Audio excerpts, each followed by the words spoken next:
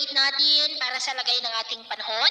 Ngayong umaga po ng January 21, 2026. Sa ngayon po ay dalawang sama ng panahon ang nasa silangan po ngayon ng ating bansa. Una na dyan, ang bagyong Ada na nandito sa loob ng ating area of responsibility sa silangan ng Luzon at ang bagong LPA sa labas ng PAR sa silangan po ng Mindanao.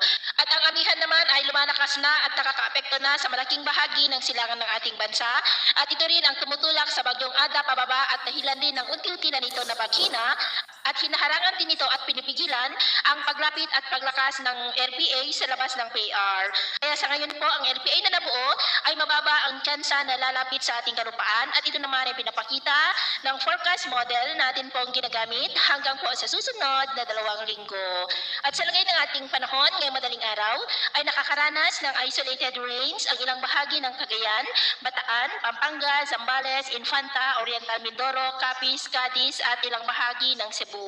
At mamaya ay sisikat naman ang araw sa malaking bahagi ng bansa pero may tsansa pa rin ng maulap na kalangitan with isolated rains sa ilang bahagi ng Cagayan, Apayao, Infanta, Camarines Norte, Oriental Mindoro, Capiz, Cadiz, Cebu, Tacloban at ilang bahagi ng Northern Samar. At mamayang hapon, posible pa rin ang maulap na kalangitan with isolated rains sa ilang bahagi ng ating bansa. Kaya kung lalabas tayo sa ating mga tahanan, ugaliin po natin lagi ang magdala ng kahit anong panangga natin sa init ng araw at proteksyon na rin po sa mga biglaang buhos ng ulan. At sa atin naman pong mga baybayin, iwasan na muna natin ang papalaot sa kanlurang baybayin ng Northern Luzon, extreme Northern Luzon seaboard at silangang baybayin ng Luzon at Visayas. Dahil ang mga alon po ay posibleng aabot hanggang sa 2.5 to 4.5 meters height.